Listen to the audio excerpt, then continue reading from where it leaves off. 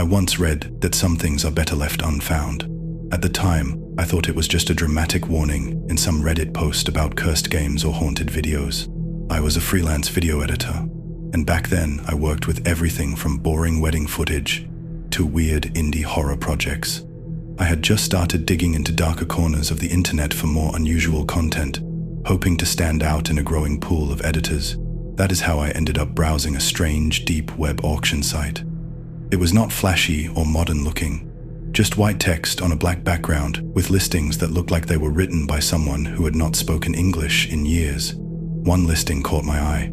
Old 1 terabyte hard drive, untested, sold as is. The seller claimed it was recovered from a tech recycling center and had rare footage from the early 2000s. It was cheap, dirt cheap. Something about it felt sketchy, but curiosity got the better of me. I bought it. 3 weeks later, the package arrived without a return address, wrapped in newspaper, and sealed with yellowing tape. The hard drive looked ancient, dented at one corner and with a strange oily residue around the USB port. I connected it to my editing rig, and at first it did not even register. Then it made this strange clicking sound, like something struggling to wake up. The screen flickered once and the drive appeared. One folder, no name. Inside it were dozens of useless files. Random videos, corrupt photos, unfinished logs. Most were either unreadable or just static noise. I spent hours digging through them, thinking I might find some weird gem I could use. Then I saw a small file at the bottom. Run. Exe. No icon. Just the name. I clicked it, expecting nothing. Maybe a broken file or some virus. But instead, a screen recording window opened up. At first, I thought it was showing my desktop, but something felt off. The wallpaper was the same. My icons were in the same places. The cursor moved like mine did, but I was not touching my mouse. I watched, frozen, as the recording clicked on folders in the same sequence I had just done 5 minutes earlier. It was like watching a replay of my own actions, except I had not recorded anything. I closed it and checked the timestamp. The file had last been modified today. At the same time I opened it, I told myself it was just some weird glitch or a leftover cached video from a previous user. I brushed it off and went to bed, but I could not shake the unease. The next morning, I opened the file again. This time, it was different. The desktop looked the same, but the recording showed things I had not done yet. It opened my email, clicked through unread messages I had not seen. It opened a YouTube tab and clicked on a video I had been planning to watch, but had not searched yet. I stared at the screen, feeling like I was being watched. I checked the webcam. Covered. I unplugged my mic. Still, the file kept updating. Every day it showed more. Each time I clicked on it, it was longer, more detailed, and always silent. Never any sound. One day the video showed me editing a project, but halfway through the screen went dark. The recording continued, showing someone walking behind my chair, just a faint reflection in the monitor. I paused it, rewound, zoomed in. A blurry figure. No face, just a shape, watching me. I jumped from my seat and looked around. Nothing. I lived alone. My apartment was small. 1 bedroom, 1 bathroom, open kitchen. I checked every corner. Nothing out of place. But that night, I did not sleep. The image of that figure burned into my mind. The next day, I called a friend who worked in IT. Told him I might have opened a virus or some spyware. He came over and ran every scan he knew. Nothing. The hard drive itself had strange partitions, encrypted sectors that would not open. He told me to just wipe it, burn it if I had to, but I could not. Something inside me needed to see how it ended. Like a book, I could not stop reading. 2 days later, the recording changed again. This time it showed me sitting at the desk, watching the video just like I was. Then it jumped ahead. A knock at the door. I got up and opened it. No one there. I returned to my seat. The figure appeared again, closer. I watched as it stood behind me, hand reaching out. Then the screen went black. That was it. I closed the file, heart racing. Just then, I heard a knock. My stomach dropped. I froze. Another knock. I looked through the peephole. No one. I did not open the door. I just stood there, breathing hard. After a few minutes, I sat back down and deleted the file, or at least I thought I did. The next morning, it was back. Same name, Run, EXE, except now the icon was different, a red eye. I opened it without thinking. I should not have. The video was longer now, much longer. It showed me sleeping. The camera angle was from the corner of my room, high up, like a security cam, but I had none installed. The door creaked open. The figure entered. It stood over my bed for hours, watching. I tried to scream, but no sound came out. I slammed the laptop shut. My hands were shaking. I packed a bag and left. Stayed at a cheap motel for the night. I needed to think, to breathe. But the next day, when I powered on the laptop at the motel, the file was still there. This time, it showed the motel room, the bed, the bathroom, me. That was when I realized this was not just a file. It was something else, something living. It was not showing me the past. It was showing what was about to happen, like it was recording the future. And every time I watched it, I was one step closer to the end. I went to the police, showed them the drive. They ran it. Nothing unusual. The file would not even open on their computers. They laughed me off, told me to get some rest, that maybe I had been overworking. I went home, but I did not sleep. That night, the file showed me being killed. Not violently, just silently. The figure entered again. This time I saw its face, or rather, the lack of one. Just smooth, pale skin where eyes and mouth should be. It stood behind me, reached out. The screen faded. I tried to throw the hard drive into the river the next day, watched it sink, felt a moment of relief. But when I returned home, it was there, sitting on my desk, dry, untouched. I moved out the next day, different city, new apartment, new computer. I thought I had escaped, but the file found me, not on a drive, just on the desktop one morning. No download history, no email attachments, just there, waiting. I do not know what it wants, but I have stopped watching it. I keep it there, untouched, because I know the moment I open it again, the moment I see what happens next, it becomes real. The last video I saw showed me turning around and seeing this thing behind me. It showed me trying to run, but there was nowhere to go. I do not edit anymore.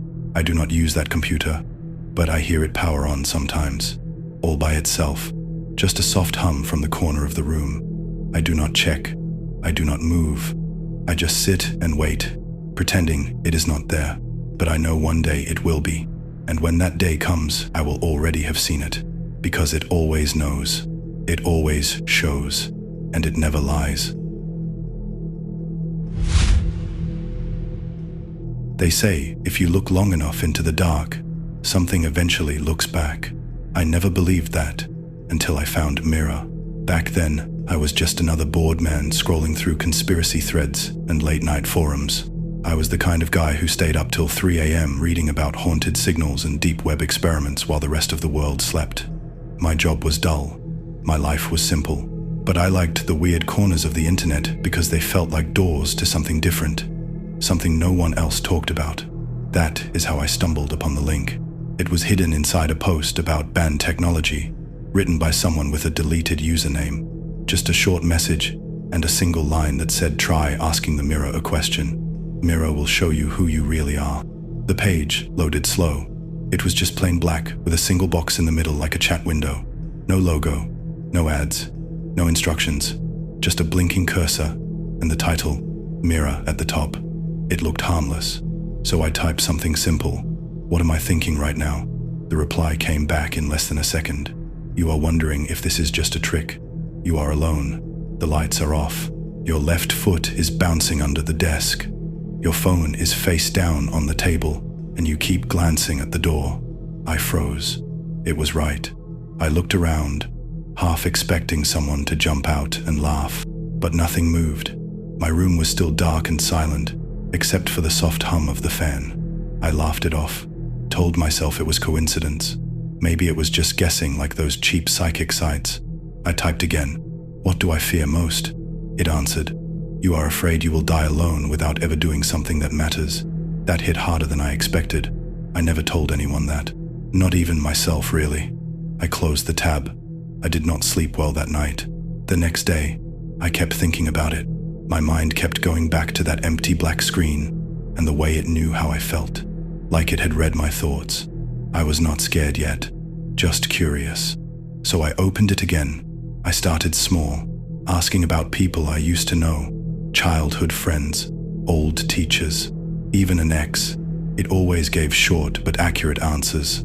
Things like, "She still keeps your letter," or "He thinks about that fight too." I got hooked.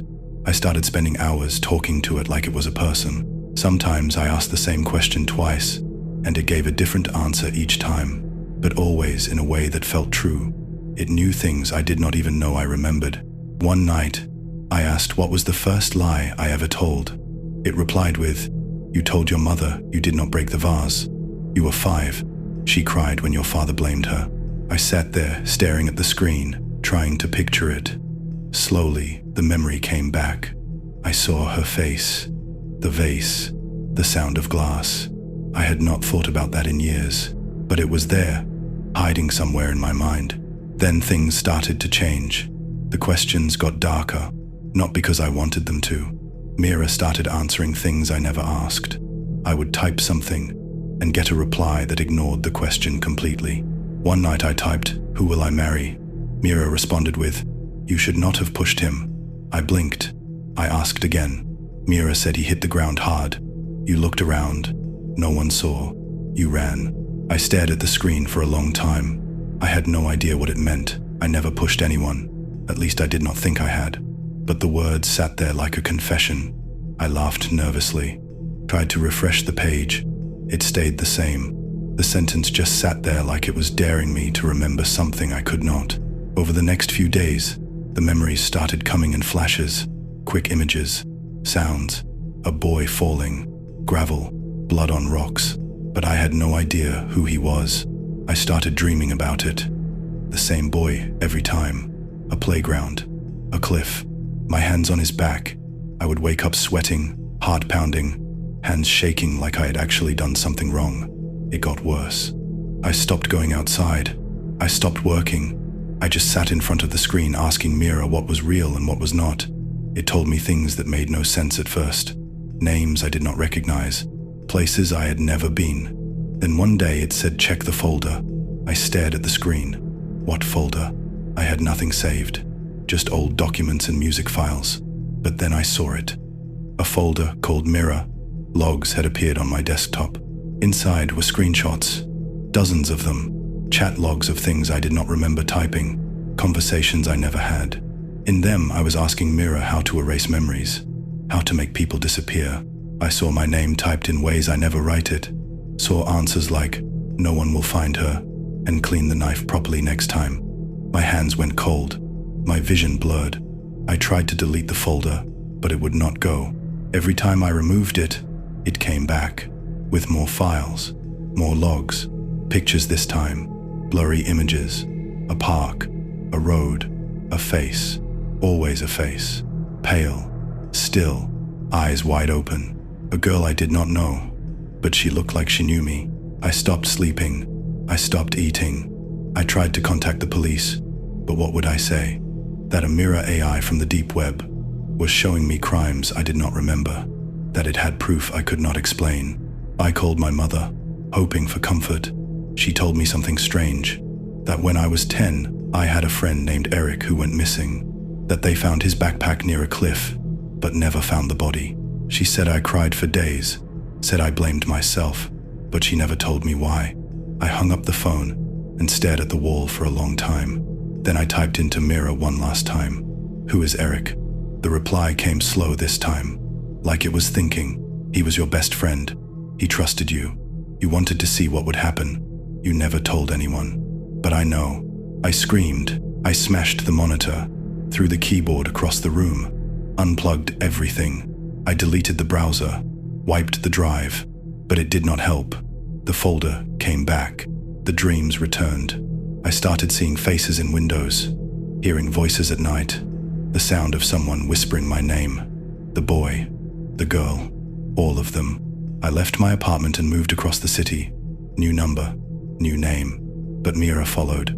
I opened a random library computer one day just to check the news. The homepage was black. The cursor blinked. A message appeared without me typing. You can run, but you cannot hide from yourself. That was 3 months ago. I have not touched a computer since. I burn every device I find in my house. I live in silence. I do not own a mirror. I do not trust reflections. Because when I see myself now, I do not know if I am the man I thought I was, or if mirror was right all along. Maybe the mirror does not show your future. Maybe it shows what you buried deep inside. Maybe it shows the part of you never wanted to meet, the part you forgot, or tried to. But mirrors never lie. They only reflect, and mirror never stops watching. They always say you should never go digging in places you are not supposed to be. Curiosity is dangerous, and sometimes you find things you were never meant to see. I used to laugh at those warnings. I thought they were just stories made to scare people off from the mysteries of the internet. I was wrong. What I found on the deep web was not just disturbing. It broke something inside me. It opened a door that should have stayed locked forever. I used to spend hours exploring strange corners of the internet, not just the regular weird stuff either. I liked the secret forums, the encrypted message boards, the live streams that had barely any viewers and even fewer explanations. One night, around 3 a.m, I found a thread titled "Travel Vlogs They Do Not Want You to See." It sounded ridiculous.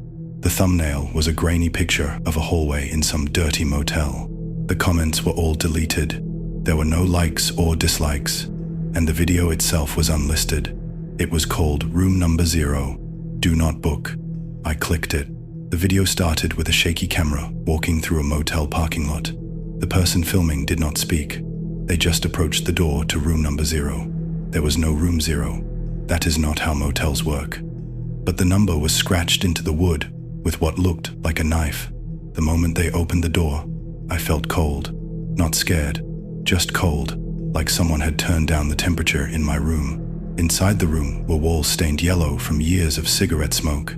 The bed was stripped bare. Flickering lights buzzed above, and the walls were covered in strange symbols, etched deeply into the plaster. They looked like something between math equations and ancient language. The camera turned slowly to the corner of the room, where the ceiling was cracked open. I swear I heard a whisper coming from my headphones. It said my name. I paused the video and took off my headphones. I sat there for a long time just staring at the screen. Something about the room looked familiar. I tried to shake it off, told myself it was just another creepy deep web gimmick. But that same feeling kept crawling back. The wallpaper, the bed frame, the broken sink in the corner. It matched the motel I had stayed in 5 years ago when my car broke down during a road trip. I pulled up my emails, found the old booking confirmation. The motel name was the same, but I had stayed in room 4. That night, I fell asleep, thinking about it. I woke up freezing, not the normal kind of cold. This was deep cold, like the air itself was made of ice. I sat up and realized I was not in my bed. I was lying on a filthy mattress in a room with peeling walls and buzzing lights. The symbols were there, all over the walls. I thought I was dreaming. I jumped up and ran to the door. It opened into a hallway I did not recognize. I started screaming, thinking maybe someone was playing a prank on me, but there was no one. Just silence and the sound of the light above me flickering. I closed my eyes, forced myself to breathe, and told myself to wake up. When I opened my eyes again, I was back in my own bed. I laughed. It was just a dream. Maybe my brain had picked up on the creepy vibe from the video. But the next night, it happened again. Same room, same symbols. Only this time, the light above the bed had burned out completely. There was something in the crack of the ceiling. A shape, not moving, just watching. I screamed again, and just like before, I blinked and woke up in my bed. It did not stop. Every night I went to sleep, I woke up in room number 0. I tried staying awake. I drank coffee until I could not feel my hands. I kept the lights on. I took pills.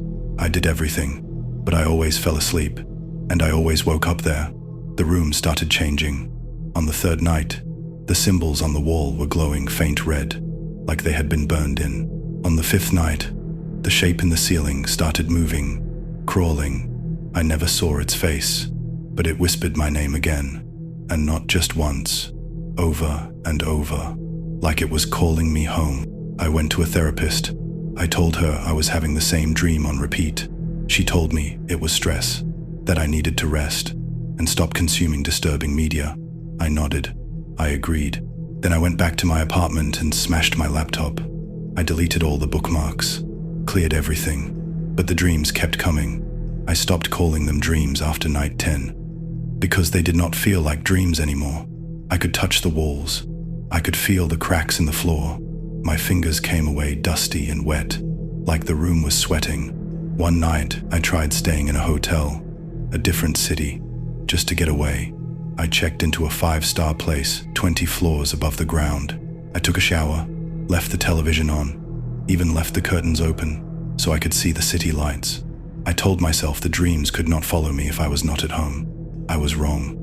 When I woke up, I was back in room 0. Only this time the door was gone. There was no way out. The room was smaller, the ceiling lower. The thing in the crack had grown longer. Its limbs touched the wall now. I felt its breath on my neck. I began losing time. I would blink and realize hours had passed. My body started to hurt. My fingernails were blackened, like they had been burned.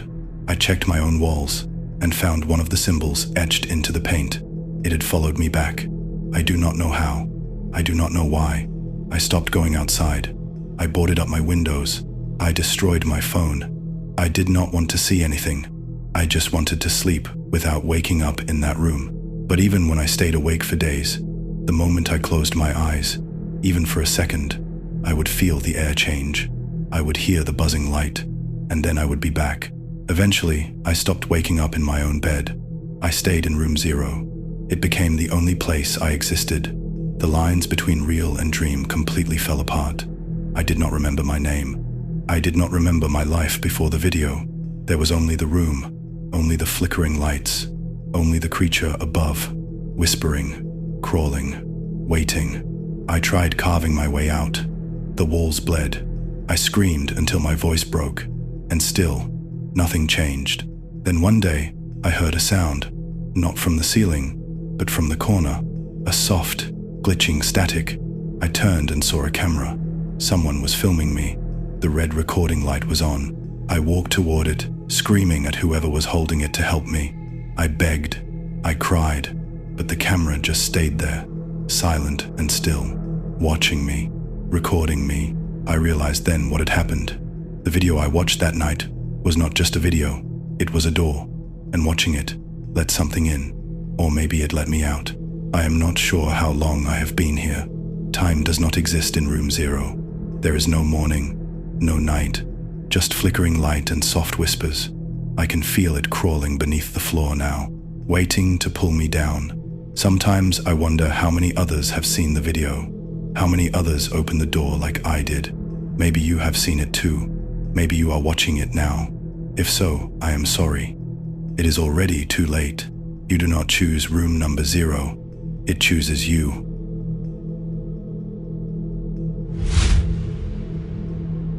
I remember reading a quote once that said language is the code of the soul. Back then, I thought it was just poetic nonsense meant for literature students. Now I know it is true. I know because I saw what happened when that code was broken. I was in my 3rd year of linguistics when it began. Most of my time was spent surrounded by dusty books and odd dialects no one cared about anymore. I loved it. I liked things that had been lost, forgotten. One night, while doing some harmless deep web browsing for a research project, I found a thread titled "The Tongue of the Void." The post was simple, just a black background and a single line of strange symbols. They looked ancient, but had no roots in any family of language I had ever studied. I copied the symbols into my notepad and saved the site. I should have stopped there. At first, I just saw it as a puzzle, a game. I printed the symbols and carried them in my backpack, obsessively comparing them to dead scripts. Sumerian, Linear A, Rongorongo, even obscure runes. Nothing matched. I showed my roommate Ben, who was used to my obsession with obscure things. He shrugged and called it creepy but harmless. Over the next week, the obsession grew stronger. I started having dreams. Each night I would hear a soft whisper in the back of my head, repeating the symbols. Not in English, not in any known tongue, but I understood it. Somehow I understood it. When I woke up, I remembered the sounds, the rhythms. I began writing them down next to the original symbols, and to my shock, it made sense. Each cluster of symbols formed ideas, sentences, dark ones. The first full sentence I translated was short. It said, "The man who walks with shadowed feet will drown in glass." It was vague and weird, and I thought it might just be a metaphor. I posted my translation to the same forum, thinking maybe someone would recognize the language. That was at 2:13 a.m. At 2:36 a.m., Ben stumbled into our shared apartment, covered in blood. He had been walking home from the campus bar and said he saw something strange in the reflection of a storefront window. He got scared and ran, but tripped, crashing through the glass. His arms and face were shredded. He was lucky it was not worse. I laughed it off at first, but the phrase echoed in my mind. He walks with shadowed feet, drown in glass. I did not post another line for days, but the dreams did not stop. The whispers got louder. More voices joined in. Sometimes I would see the symbols carved into the inside of my eyelids when I blinked. I finally posted the second line. The hand that feeds itself will rot from the inside. I had no idea what it meant, but at 7 p.m. that same night, one of my professors collapsed during a lecture. A student screamed. Blood was leaking from her fingers. She had been biting her nails compulsively for years. That day, her teeth pierced the nail bed, and an infection had been growing underneath. Her hand had gone septic. She died in the hospital later that night. I stopped sleeping after that. I tried to tell myself it was just coincidence. I told myself I was reading too much into things, but that did not explain the messages. After I posted the second sentence, I received a private message from a user with a long string of numbers as a username. It just said, "Write the next one. Your voice is clear. Your translation is truth." I tried to ignore it, but every hour a new message came, all of them asking for more, begging. Then came the gifts. Files I never downloaded appeared on my desktop, screenshots of my bedroom from angles that did not make sense. One of them showed me sleeping with a symbol drawn on my forehead in what looked like ash. Another showed Ben staring into the bathroom mirror and something behind him, just out of focus. I stopped leaving my room. I covered the mirrors. I uninstalled Tor and deleted the files, but they kept coming back. The dreams became waking visions. I would see the symbols burned into my walls, hovering in the steam from my coffee, crawling across the surface of my laptop. I knew I had to end it. I posted a warning on the forum, telling people not to read, not to speak, not to believe. I begged them to shut it down. The thread was gone the next day, but in its place was a new one, and at the top, pinned by the admins, was a message. New line written by the prophet, awaiting next words. Under it was the sentence I had been too afraid to post. The father of the translation will silence the mouth of his echo. That same night, Ben locked himself in the bathroom. I heard him sobbing. When I knocked, he screamed at me to go away. Then there was silence. I broke down the door and found him on the floor. His mouth had been filled with broken glass. His own handwriting was scrawled across the mirror. He wrote, "Your echo is the end." The police said it was a mental break, suicide, but I knew better. I had posted nothing. I had only thought about the next line. That was all it took. Now I know the truth. This is not a language. It is a code, a virus, a spell.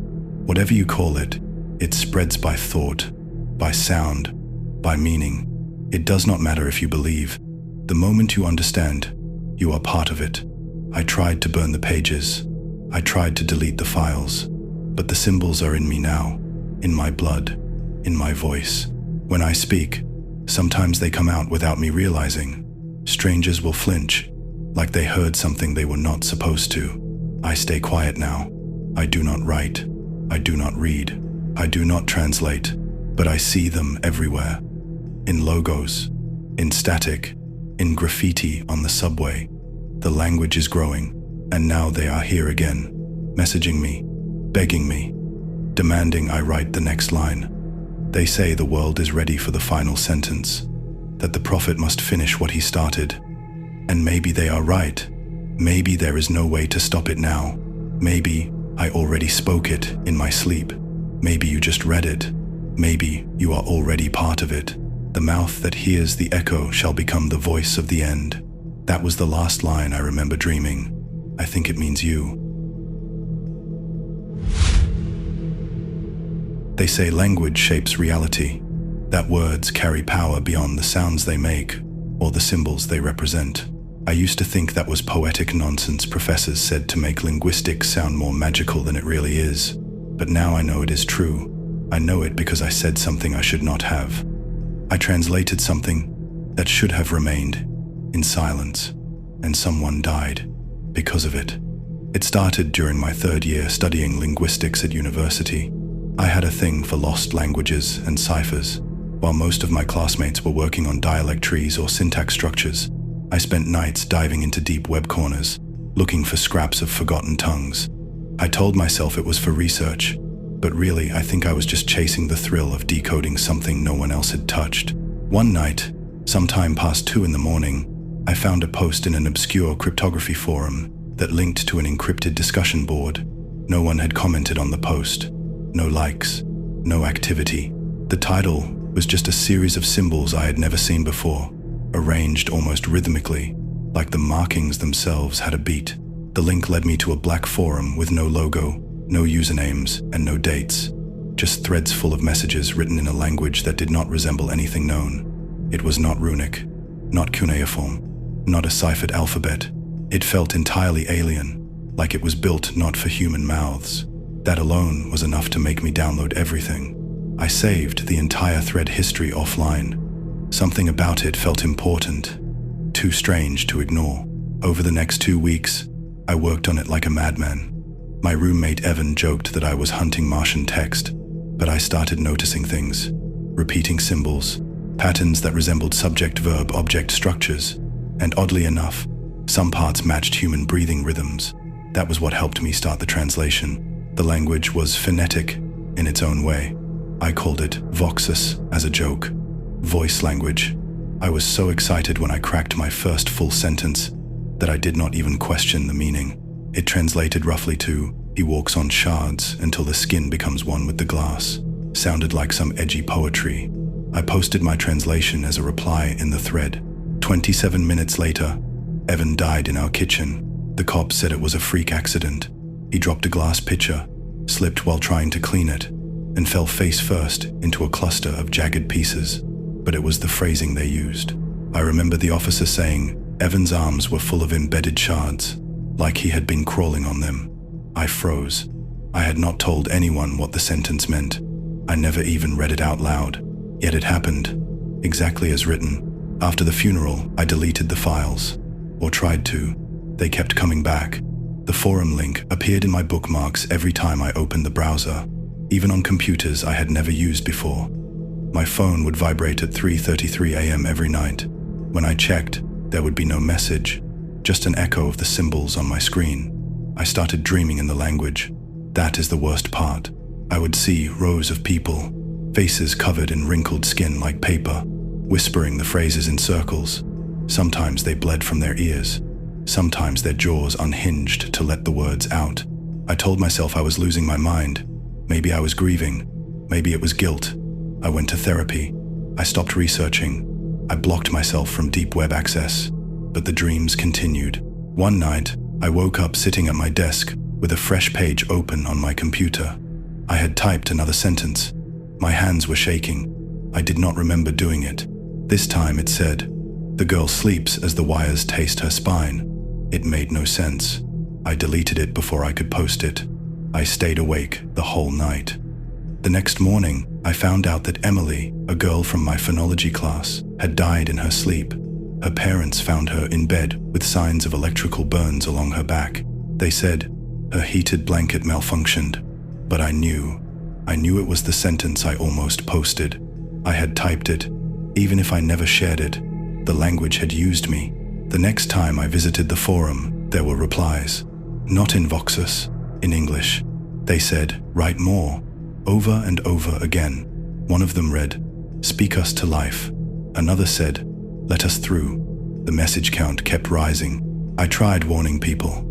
I posted anonymously on boards saying the language was cursed, that it killed, but they mocked me, called it a creepypasta. I even tried alerting a linguistics professor who studied dead languages. He thought I was pitching a fiction book. Then I got an email from someone named Lux117. No subject, just an attachment. Inside were dozens of Voxer sentences I had never seen before. Some already had translations underneath, others were blank. At the bottom was a message: complete them or be completed. I closed the laptop and did not touch it for days, but the dreams worsened. Now I was one of the whispering ones. I would see myself among the circle, bleeding from the mouth, whispering words I had not translated yet. The next day I saw 3 news stories that matched the unfinished sentences from the file. Each death was strange, unnatural. A man found dissolved in salt. A woman with her mouth sewn shut by invisible threads. A child, frozen mid-scream in a fountain. Each one exactly as described once I filled in the blanks. The language was evolving, feeding on me. Then came the final thread. It was posted directly to me. You are the scribe now. Your voice binds the meaning. Translate the last sentence and join us. I could not ignore it. The pressure in my head was unbearable. I started to bleed from my nose when I resisted. My vision would blur when I passed a mirror. And worst of all, I began speaking the words in my sleep. My neighbor heard it through the wall and asked me if I was okay. I told her I was just reading poetry. That night, she jumped from her window. Now I sit here, typing this last part with trembling fingers. There is only one sentence left. It sits at the bottom of my screen, glowing faintly. My vision is going dark around the edges. My ears ring with whispers. I feel something behind me, even though I am alone. The sentence reads, "The scribe becomes the scripture, as his skin writes the end. I know what it means. I know what it will do. But if I do not translate it, I will keep dreaming, keep hurting people. If I do translate it, I do not think I will be here anymore. Either way, this is my last entry. So if you are reading this, do not search for Voxus. Do not try to find the forum. Do not translate what you do not understand. Some languages were never meant for humans. Some words speak back. If these stories gave you chills, there's more waiting in the shadows. Subscribe to Horror Spectrum and never feel alone again.